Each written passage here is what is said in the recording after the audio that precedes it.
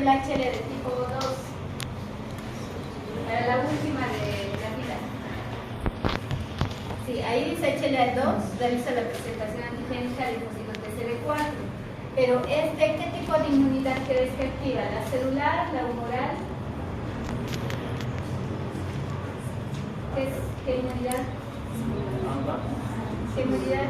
Celular y... Ambas, no se olviden, ambas. Ya puede entrar con pregunta de examen. Linfocito TCD4 puede, cuando se activa, se diferencia en diversas subpoblaciones linfocitarias, ¿no? T helper de tipo 1, 2, 9, 17, T helper follicular, 22 y demás. Entonces, cada uno de esos linfocitos T helper ayudan a otras células a activarse, ¿no? Por ejemplo, el linfocito T helper de tipo 1, imagínense que este es un macrófago, ¿no? El linfocito T helper de tipo 1 va a estimular un macrófago a que cumpla la función fagocítica. Entonces hablamos de una inmunidad celular. ¿Qué pasa si activa el T helper de tipo 2? El T helper de tipo 2 produce gran cantidad de citoquinas. La citoquina que sintetiza en gran cantidad, una de las citoquinas que produce en gran cantidad es la interleucina 4. ¿Qué hace la interleucina 4? Va a activar a un linfocito B para que esto se diferencie en células plasmáticas y genere anticuerpos. Por tanto, acá hablamos de una inmunidad adaptativa humoral. ¿Ya? Entonces, la CD8 está relacionada más que todo con una inmunidad celular, la CD4 una inmunidad de tipo humoral y de tipo celular. Estas preguntas ustedes lo van a repasar con calma, ¿ya? Porque para su repaso, para el examen teórico, algunas de las preguntas que les coloco con amarillo pueden entrar al examen, ¿no? ¿Con qué microorganismos una respuesta inmunitaria celular es efectiva? ¿Con qué tipo de microorganismos creen que una respuesta inmunitaria adaptativa celular es efectiva? Virus, ¿sí? Mediante agentes, respuesta ante agentes o microorganismos intracelulares. Pueden ser virus, bacterias intracelulares, los parásitos en la fase intracelular, en alguna fase evolutiva y demás, ¿no? Los hongos también. ¿Con qué microorganismos una respuesta inmunitaria humoral es efectiva? Contra agentes o microorganismos extracelulares. Esta es una distribución diferencial, como dice ahí, de las moléculas HLA, ¿no? Las de tipo 1 y las de tipo 2. Las de tipo 1 habíamos dicho que se expresan en todas las células nucleares. Las de tipo 2, principalmente en células profesionales presentadoras de antígenos, ¿no? Y ustedes ven las primeras linfocitos B, macrófagos y CD son las que expresan gran cantidad de HLA de tipo 2. Si ustedes se fijan acá, en el resto de las células no están, ¿no? Esos son ejemplos de otras células nucleadas, ¿no? Y no nucleadas como los eritrocitos, por ejemplo. ¿Por qué están acá marcadas esas cruces con rojo? Habíamos dicho, las MHC de tipo 2 se expresan principalmente en las células profesionales presentadoras de antígenos. Pero acá, ¿qué tendrán que ver las células epiteliales químicas? ¿Por qué acá se expresan el MHC de tipo 1 y sobre todo el MHC de tipo 2? Por el tema de la validación de los linfocitos. Sí, las células, muy bien. Me van a dictar al finalizar la clase sus números, ya, los que participan se van a acercar para que les pueda anotar. Las células epiteliales químicas son importantes porque en el proceso de maduración y diferenciación de un linfocito T, en el timo, necesitan aprender a reconocer células que expresen el HLA de superficie como células propias y tienen que aprender a reconocer antígenos propios que también les son presentados por el HLA, ¿ya? De tipo 1 y de tipo 2. Entonces, ¿qué pasa con un linfocito T que logra reconocer antígenos propios durante el proceso de maduración? Y se activa, ¿no? Se activa activando una respuesta de defensa. Si un linfocito T al concluir la maduración puede reconocer antígenos propios que les son presentados por las células epiteliales químicas o las células dendríticas que están ahí y los reconocen como extraño, activando mecanismos de defensa, son linfocitos T autoreactivos, ¿no es cierto? Y estos son los que van a generar las enfermedades autoinmunes que vamos a ver más adelante. Entonces, ¿qué es lo que pasa? Acá el linfocito T debe ser destruido por el mecanismo de apoptosis, ¿no? Y habíamos dicho que de todo aquí el 100% de linfocitos T que se encuentran a nivel del timo, apenas el 5% máximo va a completar la maduración, ¿no? Porque el resto pueden ser linfocitos T autoreactivos y estos van a ser destruidos. ¿Qué características habíamos visto que tiene que tener el HLA de tipo 1 y de tipo 2? Estas imágenes representan más que todo a la hendidura en la parte superior, ¿no? Las HLA de tipo 1, como ustedes pueden ver acá, ¿no? Están constituidos por dos cadenas, ya habíamos dicho, ¿no? ¿Cuáles son los segmentos que forman la hendidura?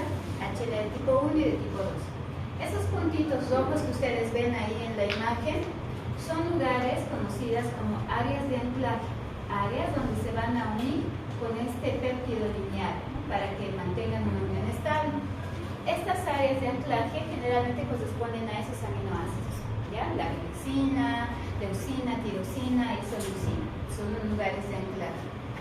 Acá tienen una hendidura cerrada, la que puede albergar, ya habíamos dicho, ¿no? De 8 a 10, de 8 a 11 aminoácidos, mientras que la hendidura del HLA de tipo 2 es abierta, como pueden ver acá, también tienen áreas de anclaje y puede albergar mayor cantidad de aminoácidos, ¿no? que conforman esas cadenas lineales.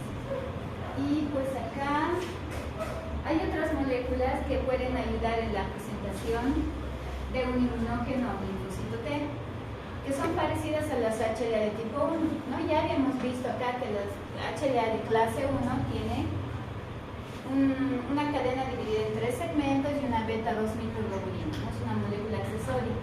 Pero si se fijan en esta otra imagen, también tenemos otras moléculas que son muy parecidas a las HLA de tipo 1. Esta molécula se conoce como las moléculas CD1. Estas CD1 igual tienen una cadena alfa dividida en 3 segmentos, alfa 1, alfa 2, alfa 3 y una beta 2 microglobulina de igual manera. Tienen una región donde se unen al inmunógeno. En este caso, si ustedes se fijan acá, el inmunógeno es un glicolípido o puede ser un fosfolípido, ¿no? Entonces, componentes lipídicos que también pueden tener carbohidratos, ¿no? Pero generalmente deben tener como requisito un componente lipídico para poder ser anclados en la hendidura de esta molécula CD1 y ser presentados a un linfocito T. Esta molécula, ¿a qué linfocito T creen que presenta este inmunógeno? Linfocito T gamma Y, que participa en la inmunidad innata. ¿Qué moléculas CD1 tendrán, o qué células expresarán estas moléculas CD1 en su superficie? ¿Qué células son las que pueden realizar la presentación antigénica con linfocito T del tipo gamma D? CD1A. Esas son las moléculas. Hay 5 tipos de moléculas CD1, ¿ya? CD1A, CD1B, C, D y E. Son de 5 tipos, pero ¿qué células las expresan? Células profesionales presentadoras de antígenos, ¿ya? Y podemos encontrar algunas otras células que también pueden expresar en algún momento cuando hay alguna respuesta inflamatoria importante, ¿ya? Pero las principales, las que expresan de manera constitutiva, son las células profesionales presentadoras de antígenos, ¿no? Que son las células dendríticas, macrófagos y linfocitos. Con eso ya creo que hemos terminado. La presentación antigénica en el contexto de moléculas del complejo mayor de histocompatibilidad y la detección o reconocimiento del complejo de esta molécula más el péptido por receptores del linfocito T proporciona al sistema inmune un mecanismo de control y detección de la expresión de proteínas anormales en las células transformadas o tumorales y de proteínas extrañas en células infectadas por virus, bacterias, parásitos. Es decir, que del complejo mayor de histocompatibilidad de la presentación antigénica, reconocer una célula alterada o infectada, ¿no?, por microorganismos intracelulares o alterada, que ha sufrido alguna extracelular o células tumorales, o que reconozca microorganismos o agentes extraños extracelulares para presentarlos a un linfocito T, ¿no? Ya hemos aprendido CD8 o CD4, ¿ya? Y esta es su tarea que tenían que haber preparado, ¿no? ¿Para cuándo les toca? Para hoy. Vamos a... ¿han hecho, no? O sea, le van a pasar sus cuadernos para que vayan revisando sus tareas. Realiza el procesamiento antigénico para la presentación antigénica. Ya habíamos dicho, ¿no?, que un antígeno tiene que pasar por mecanismos de proteólisis para ser presentado de manera adecuada a un linfocito T. Y todos esos pasos en los cuales las proteínas de algún componente extraño, microorganismo o proteínas alteradas o virus y demás, tienen que ser procesados, les había dicho, ¿no? Tienen que ser fragmentados en componentes péptidos más pequeños, más simples, lineales, los cuales puedan ser anclados a la hendidura del HLA y facilite la presentación antigénica. ¿Cuántos tipos de presentación antigénica hay o de procesamiento antigénico? Esto lo van a cambiar, ¿ya? Tipos de procesamiento antigénico. La vía exógena para la presentación antigénica, vía endógena para presentar el antígeno, presentación cruzada o retrotranslocación y presentación de inmunógenos no proteicos. Entonces podemos resumir en estos 4 tipos de procesamiento para la presentación antigénica. Vamos a empezar revisando la vía endógena de presentación antigénica. ¿A qué se llama vía endógena? A la vía de procesamiento antigénico que se va a dar lugar gracias al reconocimiento de proteínas extrañas que estén en el interior de la célula, ¿no? Y eso se da por células infectadas, ya les había dicho, con cualquier agente patógeno, ¿no? Y obviamente son microorganismos intracelulares, ¿no? O el estrés celular, ¿no? Cualquier estrés o tumores que puedan generar la síntesis de proteínas que usualmente no tendrían que formarse en la célula, ¿no? Entonces, mediante este procesamiento que se conoce como intracelular o también mediada por el HLA de tipo 1, se da lugar pues a la presentación de este antígeno linfocito TCD8. Esta imagen la tienen en sus libros, ¿no? ¿Cómo hacemos la presentación antigénica? Sí, imagínense que esta es la célula infectada, ¿no? Y estos son los agentes patógenos intracelulares que han localizado su célula blanco y empiezan a producir una alteración celular o la utilizan para cumplir sus funciones metabólicas, ¿no? Entonces, este virus, este agente patógeno ingresa a la célula. ¿Qué hace un virus cuando ingresa a la célula? Replica, ¿no? Se replica y para eso tiene que utilizar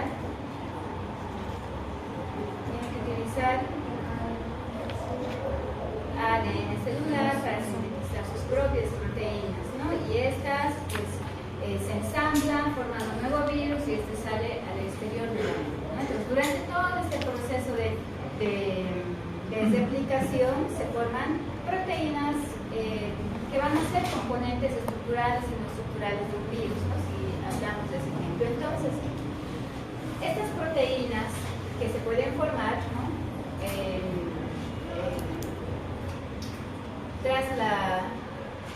Tras la invasión de este virus, ¿no? O cualquier agente o microorganismo, se puede liberar, se sintetiza en el retículo endoplásmico, ¿cierto? Y se puede liberar en el citoplasma para que ingrese al proteosoma. El proteosoma habíamos dicho, ¿cierto? Que es una organela intracitoplasmática que tiene como función importante degradar proteínas, ¿no? Producir la proteólisis. Entonces, para que estas proteínas, ¿no? Aquí tienen ejemplos de diversos péptidos, para que esas proteínas puedan llegar hasta el proteosoma necesitan ser marcadas, ¿no?